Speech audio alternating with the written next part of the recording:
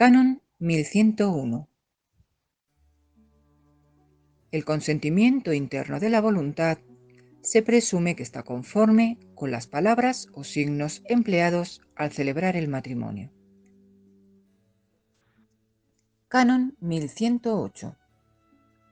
Solamente son válidos aquellos matrimonios que se contraen ante el ordinario del lugar o el párroco, o un sacerdote o diácono delegado por uno de ellos para que asistan, y ante dos testigos, de acuerdo con las reglas establecidas en los cánones que siguen, y quedando a salvo las excepciones de que se trata en los cánones 144, 1112.1, 1116 y 1127.1 y 2. Se entiende que asiste al matrimonio solo aquel que, estando presente, pide la manifestación del consentimiento de los contrayentes y la recibe en nombre de la Iglesia.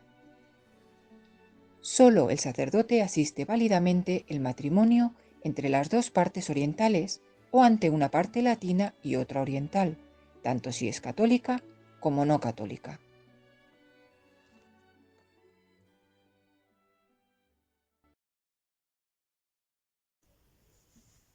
Para una mayor seguridad jurídica que salvaguarda las relaciones de justicia de la alianza nupcial y su dimensión social, la Iglesia ha impuesto por ley positiva la forma canónica de la celebración del matrimonio. En efecto, fue a partir del Concilio de Trento del siglo XVI que la Iglesia estableció la forma canónica para evitar los así llamados matrimonios clandestinos. ¿Han visto Braveheart? Sí, ahí se casan en secreto. Exactamente, porque antes así era, los matrimonios clandestinos, y eran válidos. Entonces Trento dijo, ok, los matrimonios valen, pero de ahora en adelante que sea ante el párroco. Todos los cristianos católicos estamos obligados a casarnos con la forma canónica. Antes del 2010 no era así. Aquellos que renunciaban formalmente a la Iglesia y a la fe estaban eximidos de la forma. Pero hoy por hoy, todos, absolutamente ya todos los católicos, tenemos la obligación de casarnos con la forma canónica. Pero, ¿qué es la forma canónica? La forma canónica es el conjunto de solemnidades exigidas por el derecho para la válida celebración de un matrimonio canónico, de modo que la ausencia o el defecto de dichas solemnidades provocarán, por mandato de la ley positiva, la nulidad del matrimonio así celebrado. No debe confundirse la forma canónica con la forma esencial del matrimonio en cuanto sacramento, que es el intercambio del mutuo consentimiento por parte de los contrayentes, ni tampoco debe confundirse con la forma litúrgica o el conjunto de rituales o ceremonias litúrgicas observadas en la celebración del matrimonio ante la Iglesia. Recordemos que un matrimonio puede celebrarse incluso hasta en el despacho del párroco, o como veremos, en la proa de un barco o en la cabina de un avión. Actualmente, la forma canónica está regulada por los cánones 1108 a 1116, que establecen dos tipos de forma canónica, la ordinaria y la extraordinaria. La forma canónica ordinaria está regulada por los cánones 1108 al 1115 y básicamente consiste en celebrar el matrimonio ante la presencia de al menos dos testigos y la actuación de un ministro asistente legítimo. Comencemos por los testigos. Estos deben estar presentes en el momento de la prestación del consentimiento matrimonial. El código no dice nada más sobre ellos, pero se supone que estos testigos tengan uso de razón y la capacidad para dar testimonio de lo que han visto. No nos olvidemos, son testigos de algo. Pero también podría el obispo diocesano o la conferencia episcopal determinar algunas particularidades de los testigos. Por ejemplo, ser mayores de edad, ser bautizados o no, casados o no, etc. Lo importante es que tengan conciencia de lo que están presenciando y puedan dar fe de ello. Se dice que sean al menos dos, por lo que podrían ser más los testigos, pero no menos de dos. De hecho, se acostumbra que sean 2 testigos por cada cónyuge y que sean muy amigos o familiares de ellos. Pero recordemos lo determinado por la conferencia episcopal, y a veces en los libros y documentos solo hay espacio para 2 personas por cada cónyuge, las casillas del formulario. En segundo lugar, hemos de ver la intervención activa del ministro asistente legítimo. Ministro legítimo, recordemos, puede ser el ordinario del lugar, que es el obispo diocesano, el vicario general, el vicario episcopal y también el mismo párroco. También puede asistir otro sacerdote, un diácono o incluso un laico si es previamente delegado por el ordinario del lugar o por el párroco. Es necesario que el ministro esté presente y que su presencia sea activa, es decir, que pida la manifestación del consentimiento de los contrayentes y la reciba en nombre de la Iglesia.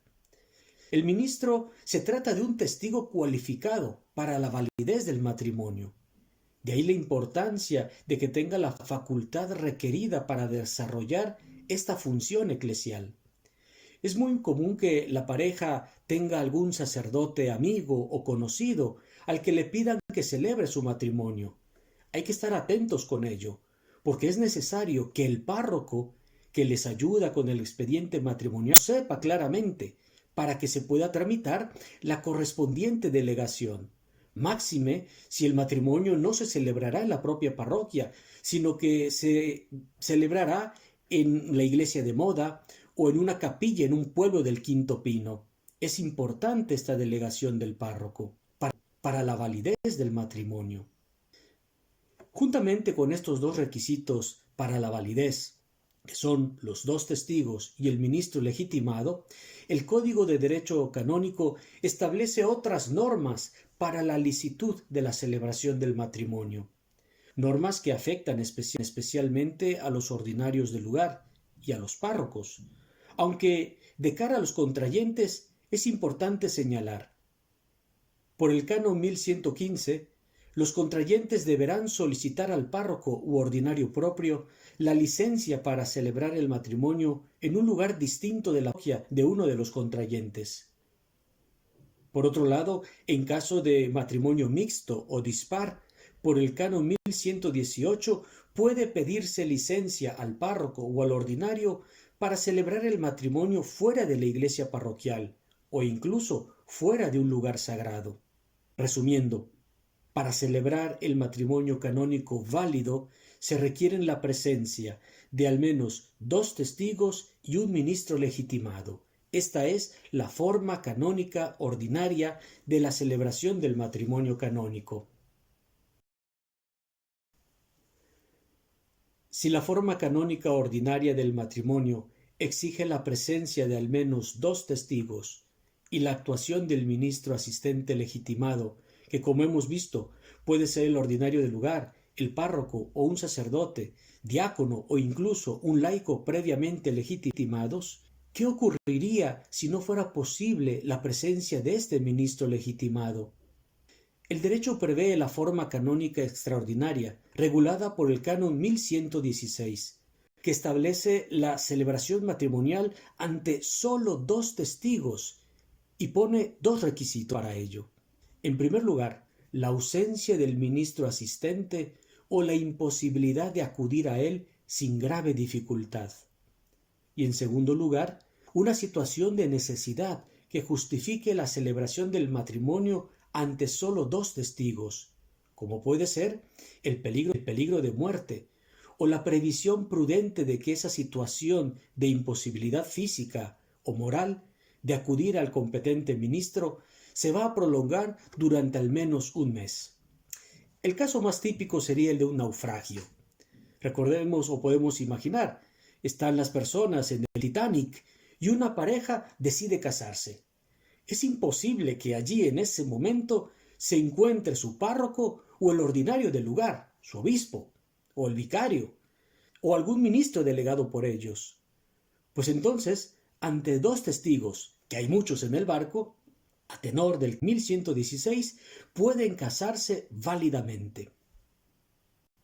Pensemos en otro ejemplo más cercano. Una pareja tiene preparada la boda y 2 días antes sucede un desastre natural, un terremoto, una inundación, la pandemia del COVID-19, que aísla el pueblo o la isla en la que viven. Por lo que es imposible que el párroco o cualquier otro ministro legitimado por él pueda llegar ahí a asistir al matrimonio. Además, después de informarse prudentemente, se ven que la situación se va a prolongar por más de un mes, pues entonces, hasta el 1116, podrían casarse válidamente ante 2 testigos. Teniendo presente el derecho al matrimonio, el jus conubi, es como podemos entender entonces esta forma canónica extraordinaria que hace accesible a todas las personas la posibilidad de celebrar válidamente el matrimonio, aun cuando faltase el ministro cualificado, el ministro legitimado para asistir válidamente al matrimonio. Si para expresar el carácter público de la alianza nupcial, el derecho de la Iglesia prescribe que el matrimonio se celebre siguiendo la forma canónica, es decir, ante 2 testigos y el ministro legitimado, el hecho es que existen varias maneras de manifestar el consentimiento matrimonial. Porque a veces pensamos que el matrimonio en la Iglesia es el típico y lo que muchos de ustedes, si no es que todos, tranquilamente en su iglesita, con su padrecito, en una ceremonia, con su corito y todo bonito, ¿no? Y no, hay matrimonios que se celebran incluso hasta en la sacristía, o que se celebran en el despacho del párroco, o que se celebran en el despacho del vicario general, o que se celebran, como veremos, con procuradores, donde yo estoy, uno tiene que estar por fuerza y el otro con su procurador. Y entonces el que me está tomando el consentimiento en ese momento o me está aceptando el consentimiento es el procurador de la persona que a lo mejor está en China con el coronavirus. Se puede tan tranquilo. A distancia. O sea, te a puedes distancia. casar a distancia. Claro. Lo que todavía no se puede es telemáticamente. Pero lo cierto es que el matrimonio canónico puede celebrarse de diversas maneras. Puede celebrarse siguiendo la celebración litúrgica, que puede ser dentro de la misa, que es lo más recomendable, o fuera de ella. En caso del matrimonio mixto, por ejemplo, puede incluso celebrarse sin rito litúrgico. Por otro lado, si se tratara de la convalidación del matrimonio o de la sanación en la raíz, que en algunos lugares se llama regularización del matrimonio, este puede realizarse en el despacho del ordinario del lugar. Aquí tenemos una de las fórmulas litúrgicas de la manifestación del consentimiento que se emplean para la celebración canónica del matrimonio y que es la más común. Escuchémosla con atención.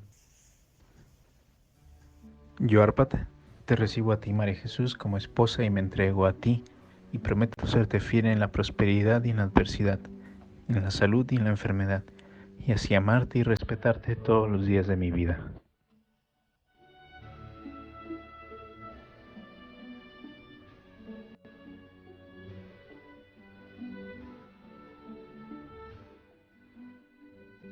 Yo, María Jesús, te recibo a ti, Arpad, como esposo, y me entrego a ti, y prometo serte fiel en la prosperidad y en la adversidad, en la salud y en la enfermedad, y así amarte y respetarte todos los días de mi vida.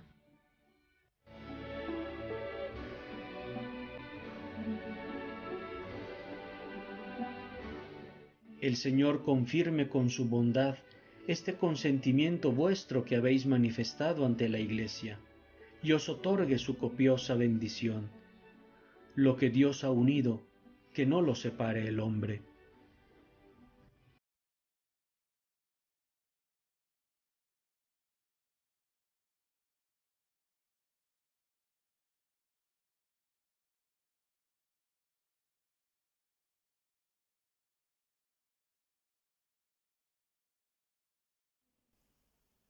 Pasemos a la anotación del matrimonio. Una vez que se ha celebrado el matrimonio, ha de registrarse en los libros previstos para ello, tanto en el ámbito canónico como en el ámbito civil. Por la relevancia del matrimonio en la vida de las personas y de la Iglesia, canónicamente el matrimonio viene registrado en 3 libros distintos, cuya regulación está establecida por los cánones 1121 y 1122. Estos libros son el libro parroquial de matrimonios de la parroquia donde se ha celebrado el matrimonio y el libro de bautismo de cada uno de los contrayentes. Al final de la celebración del matrimonio, leído los artículos del Código Civil sobre la institución matrimonial, se tiene la anotación y la firma del libro parroquial de los matrimonios. Este libro es uno de los libros de la administración parroquial en el que extradas las actas de los matrimonios canónicos celebrados en la parroquia, y que contienen los datos esenciales que dan fe de los matrimonios y aquellos datos previstos por la Conferencia Episcopal. Tales datos son el lugar, la fecha, el nombre de los contrayentes, el nombre de los testigos, el régimen económico del matrimonio celebrado, sea por gananciales o separación de bienes, el nombre del ministro legitimado, como las licencias concedidas y aquellos espacios para las firmas correspondientes y la del párroco.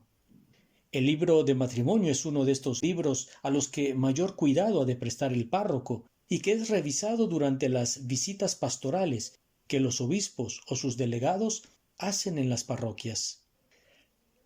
Además, el párroco donde se ha celebrado el matrimonio debe notificar al párroco donde ha sido bautizado cada uno de los contrayentes, a fin de que se registre en nota marginal que tal contrayente se ha casado con tal persona en la fecha y lugar notificados. De este modo queda constancia del matrimonio para futuras eventualidades, como pueden ser las segundas nupcias, ya que si el esposo o la esposa pretendiese contraer un nuevo matrimonio, la partida de bautismo, que transcribe literalmente los datos del libro de bautismos, reflejaría que tal persona está casada y por tanto no puede contraer nuevamente matrimonio, a menos que conste la viudez o la nulidad del matrimonio, pero esto es argumento para otro encuentro. Por esta razón, a la hora de tramitar el expediente matrimonial para la celebración del matrimonio, se pide una partida de bautismo actualizada, pues en ella aparecen todos estos datos, y no sólo lo que ocurrió en el momento del bautismo. Bien, pasemos al ámbito civil. La inscripción del matrimonio en el registro civil es necesaria para dar fe del acto mismo que se ha realizado, así como de la fecha, la hora y el lugar en el que se ha contraído matrimonio, de modo que el Estado dé pleno reconocimiento en el ámbito civil a los efectos del matrimonio canónico. Pensemos a los efectos sociales, económicos, sanitarios y patrimoniales que conlleva la institución matrimonial. Se trata de una inscripción principal que abre folio registral y tiene carácter declarativo, pues los efectos civiles del matrimonio comienzan desde el momento mismo de la prestación del consentimiento matrimonial, es decir, cuando nace el matrimonio, no cuando viene registrado después. Esta inscripción se realiza en la sección segunda del registro civil, y para practicarla basta la simple presentación de la certificación eclesiástica de la existencia del matrimonio. En España, por el momento, esta inscripción es realizada por los cónyuges y se espera que pronto pueda ser tramitada telemáticamente por los párrocos. En Italia, en cambio, son los párrocos quienes tienen la obligación de notificar el registro civil en un término de 5 días hábiles. Como vemos, los actos jurídicos dan origen a documentos públicos que en un momento determinado sirven para probar la existencia del acto realizado, en este caso, el matrimonio canónico. Canon 1060. El matrimonio goza del favor del derecho, por lo que en la duda se ha de estar por la validez del matrimonio mientras no se pruebe lo contrario. Insistimos en que el matrimonio es un bien precioso para la Iglesia, sea por su función social y eclesial, sea por su carácter sacramental, y por ello en el ordenamiento canónico el matrimonio goza del favor del derecho. Es decir, se tiene el favor matrimonio, que es la tendencia a defender de modo preferente la alianza matrimonial que constituye un consorcio de toda la vida. Así lo vemos reflejado en el canon 1058, que garantiza el ius connubii, o derecho al matrimonio de las personas, o en el canon 1084, parágrafo segundo, que trata de la posibilidad de contraer matrimonio en casos dudosos de impotencia, o el canon 1086, parágrafo tercero, que prevé la presunción de la validez del matrimonio en caso de bautismo dudoso de una de las partes, o la presunción de conformidad entre la manifestación externa del consentimiento y la voluntad interna del sujeto, del canon 1101, parágrafo primero, y así podríamos señalar otros casos. Como consecuencia del favor iuris, el canon 1060 establece una presunción legal, dirigida a proteger la validez del matrimonio ya constituido, la presunción de que en caso de duda se ha de estar por la validez del matrimonio, mientras no se pruebe lo contrario. Se trata de una presunción iuris tantum, que admite prueba en contrario, pero que impide que se considere nulo un matrimonio, mientras no conste con moral la nulidad del mismo. Dicho de otro modo, una vez celebrado el matrimonio, será preciso presumir la validez del matrimonio mismo, mientras no se demuestre lo contrario. Teniendo en cuenta esta presunción legal, en los supuestos de bigamia, se considerará válido, sin necesidad de prueba, el primer matrimonio contraído, por lo que los ulteriores matrimonios serán en principio nulos, salvo que se demuestre positivamente la nulidad del primero. Esta misma presunción tendrá un papel relevante en los procesos de nulidad matrimonial, en los cuales debe partirse siempre de la presunción de la validez del matrimonio contraído, de modo que será la parte que solicita la nulidad quien deba demostrar dicha nulidad. Como vemos, se trata de una elemental exigencia del bien común y de la seguridad jurídica, pues el punto de partida debe ser siempre la validez de los actos, en este caso del matrimonio, que una vez celebrado será tenido como válido. O sea, es necesario que haya consumación para que haya matrimonio, ¿no? Buena pregunta. Vamos a ver. Habiendo cumplido los requisitos establecidos por el derecho, una vez que se presta el consentimiento matrimonial, se constituye el matrimonio válido, es decir, en ese momento los creyentes dejan de ser novios y se convierten en esposos, en cónyuges. Con el consentimiento, ellos se han entregado y recibido mutuamente. Se han donado para toda la vida todo lo que son, alma, cuerpo, sentimientos, afectos, etc., y lo que tienen, bienes materiales, ingenio, tiempo y todo lo que podamos imaginar. Lo que se han dicho externamente manifiesta lo que experimentan internamente. No en vano en ese momento están emocionados y hasta se les quiebra la voz, empiezan a sudar, se les empieza a hacer un nudo en la garganta. La consumación del matrimonio, es decir, la unión íntima marital por la que expresan su ser una sola carne y se abren a la procreación de los hijos, además de ser un acto lleno de emociones, afectos y sensaciones, y todo lo que puedan imaginarse en el plano psicosexual, pero mejor no se imaginen eso ahora, conlleva un perfeccionamiento del matrimonio ya constituido, una perfección en orden a su indisolubilidad. Pero antes del acto conyugal, antes de la cópula realizada de modo humano, existe matrimonio, son marido y mujer. Más aún, porque existe ese matrimonio, ellos pueden acceder con justo título de marido y mujer a ese acto íntimo. Y podríamos añadir, desde el punto de vista moral, pueden acceder castamente a esa relación íntima. La consumación aporta la perfección de la indisolubilidad, de manera que el matrimonio sacramental, recordemos, el realizado entre bautizados, se hace de tal modo indisoluble que nadie puede disolverlo, ni el poder de las llaves, es decir, la autoridad apostólica del Papa. Y así entonces se constituye lo que conocemos como el matrimonio rato y consumado. Y en el caso del matrimonio no sacramental, la consumación aporta también la perfección de la indisolubilidad, de modo que los contrayentes no pueden ya disponer de él, no pueden disolverlo. El parágrafo segundo del Canon 1061 establece la presunción de la consumación del matrimonio si los cónyuges han cohabitado después de la celebración del matrimonio. Y canónicamente, después de la consumación, el matrimonio alcanza la indisolubilidad extrínseca, que ni el Papa puede disolver.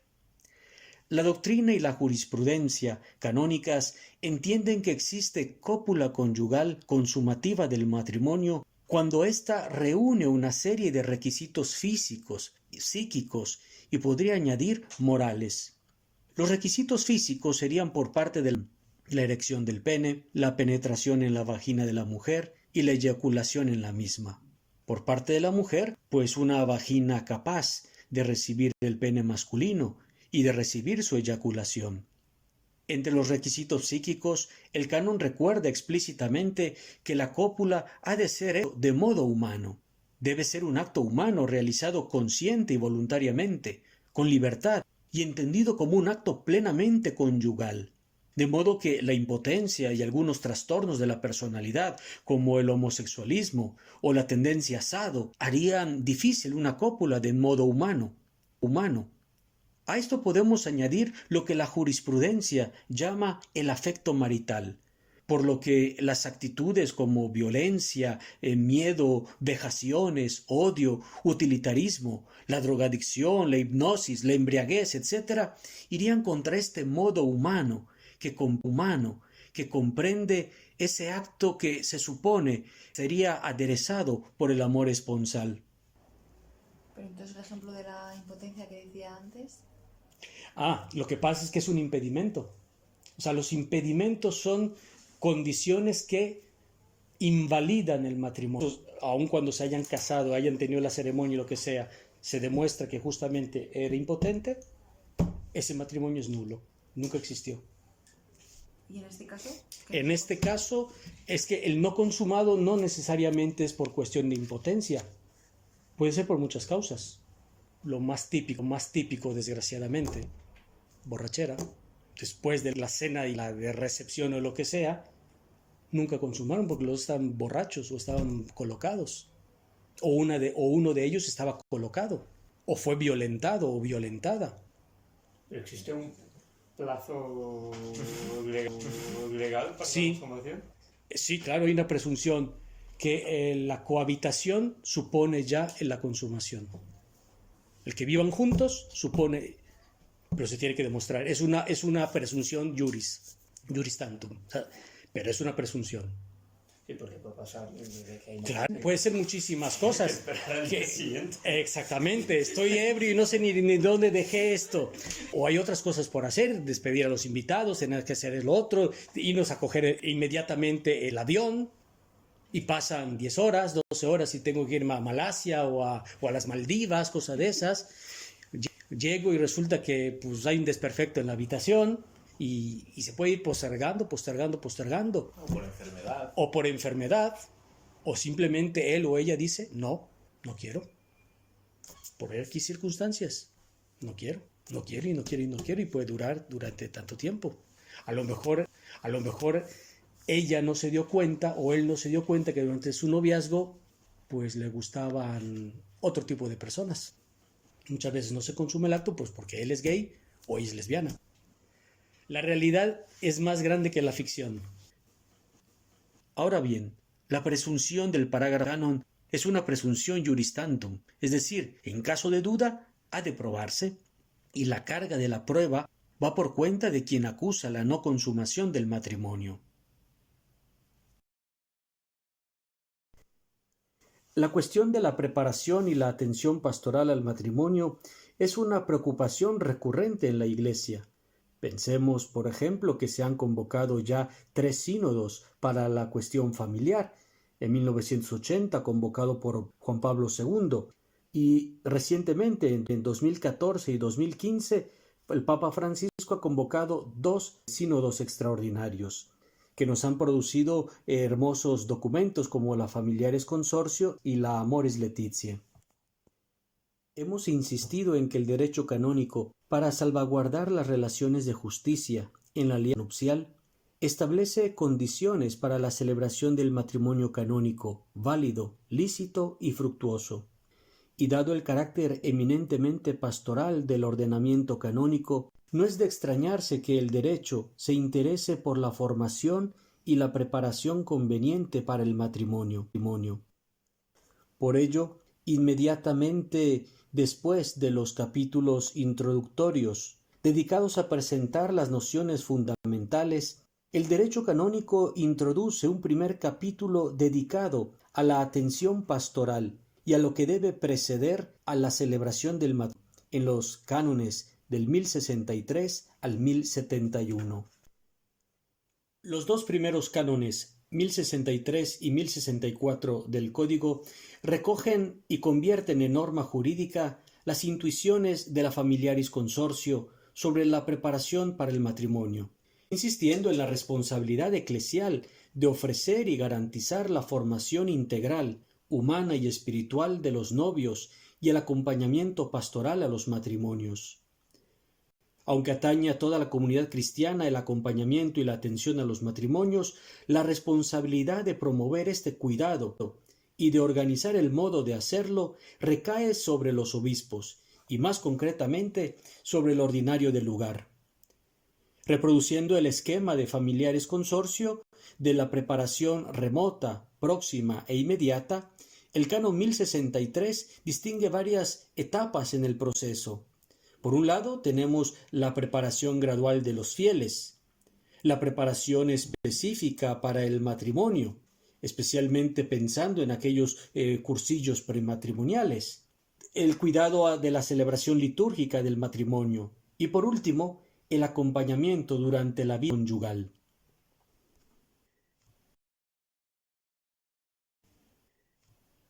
La preparación canónica al matrimonio se concreta con el expediente matrimonial, que es una serie de documentos e investigaciones que se realiza en la parroquia.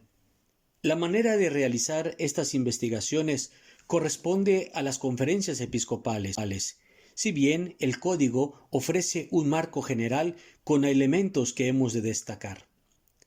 En principio, salvo que se establezca otra cosa, la tramitación del expediente corresponde al párroco del domicilio o cuasidomicilio de los novios, aunque también puede realizarse en otro lugar con la licencia del ordinario o del párroco propio.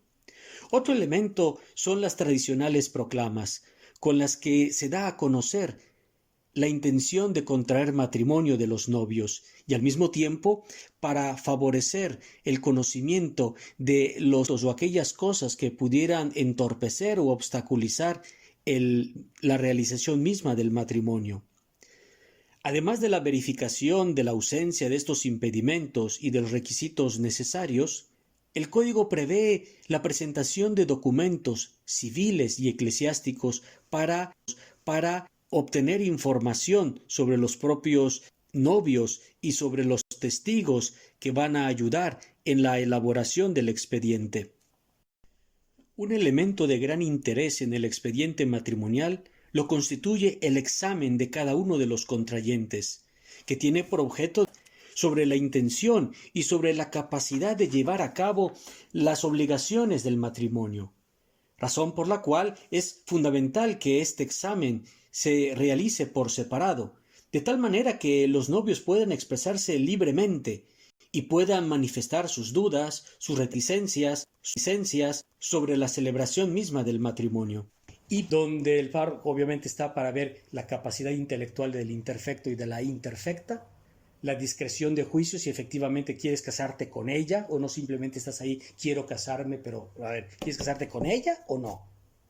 Son cosas que vienen en el expediente y que eso va ayudando a establecer esa línea de juicio. El curso prematrimonial que se pide, desafortunadamente por la experiencia que tengo, a veces son nefastos los cursos prematrimoniales en las parroquias, aunque hay de todo, hay cosas muy buenas también. Licencias Licencias del ordinario del lugar en casos especiales. ¿Cuáles son esos casos especiales? Si ella o él es musulmán, o sea, no católico, o ella o él es evangélico, se necesita una licencia. Licencias si se van a casar fuera de la diócesis, por ejemplo, que necesita un permiso. Más si el sacerdote, que normalmente por la forma en la que lo van a celebrar vosotros, es con otro sacerdote distinto del párroco, el párroco de esa parroquia tiene que delegar al sacerdote asistente al matrimonio. Sin esa delegación, el matrimonio es inválido por defecto de forma. Entonces, cuando tengan su expedientito y lo vayan a llevar o lo vayan a recoger, hay un apartadito donde dice: los contrayentes solicitan la celebración de su matrimonio en tal lado y por el motivo. Y además, que el que lo va a celebrar no es el párroco. Eso es importante, porque el párroco, recordemos, según el derecho, es el único que puede celebrar los matrimonios. El ordinario del lugar y el párroco, o el sacerdote delegado por el párroco. Entonces, dependiendo de quién los vaya a casar, vean que efectivamente el nombre aparezca en el documento. Antes de la celebración, por favor, no después. No en el momento se va a poner allí el fulano a rellenar la cosita esta. No, es antes. Pero el párroco es el que rellena el expediente. Sí. Y entonces el párroco ya sabe que no va a casar a esos. O sea, lo tiene claro. No hay que suponer nada. Si no, pregúntale, aquí en España hace 25 años, el nuncio de su santidad celebró un matrimonio y no tenía él la delegación del párroco. Y ese matrimonio es nulo. Bueno, y de hecho tendrá que preguntar él, ¿no? Y no hay ninguna cosa supletoria, o sea, para estos fallos por la ineptitud. Como la complementaria, como la declaración de Hacienda, la complementaria de hoy que se me pasó. Pues es que lo que se pone en juego es muchísimo. Hay solamente 3 cosas para lo que se llama la iglesia suple. La iglesia suple, el canon 144. Y son para casos muy, pero muy particulares, donde se da justamente error común, duda de hecho o de derecho, y ha pasado. Error común. Llega un padrecito a celebrar la misa y todos creen erróneamente que tiene las facultades para celebrar el matrimonio y que ha sido delegado, etc. Todo mundo lo supone. Bueno, allí en ese caso, que le se suple, pero tiene que hacerse luego un proceso administrativo que es justamente, que se ha dado, donde justamente el vicario parroquial que no tiene la delegación se puso a hacer el matrimonio, porque es justamente una competencia del catequesis pastoral, espiritual, se necesita la confirmación. Recordemos que el sacramento de la confirmación es el sacramento que da la madurez de la vida cristiana, pero puede dispensarse, puede uno casarse sin haber recibido la confirmación y luego recibirla después. Confesión sacramental. Pero tiene que recibirla. O sea, es obligatorio que reciba la confirmación, aunque sea después. O sea, lo conveniente es que lo reciba después, porque la confirmación da una serie de gracias importantes para la vida personal y también familiar o de cónyuge. Puedes no recibirlo en tu vida y te puede salvar. No es necesaria para la salvación, la confirmación. Pero, hombre, si lo ha instituido nuestro Señor Jesucristo, pues yo creo que por algo será. O sea, por algo será. Aunque está la dispensa del canon 1065, que si alguien por X circunstancia no puede recibirlo en los días o desde el matrimonio, pueda entonces recibirlo.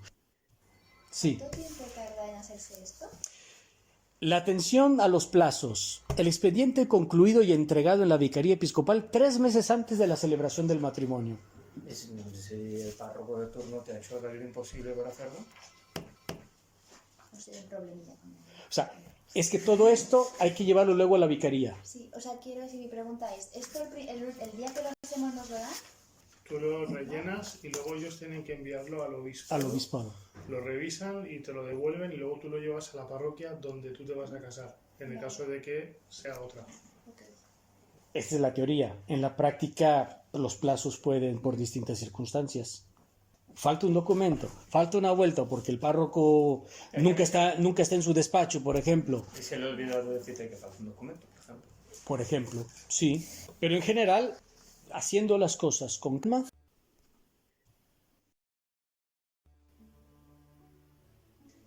Espero que esta rápida mirada sobre el derecho canónico y el matrimonio haya sido de gran ayuda y haya suscitado en vosotros un mayor interés por profundizar en el tema. Soy el padre Enrique Guillermo Herrera de los Siervos de Jesús y os invito a continuar apoyando la Fundación Mayor y el Centro de Estudios Superiores John Henry Newman. Hasta pronto. Ama y sirve.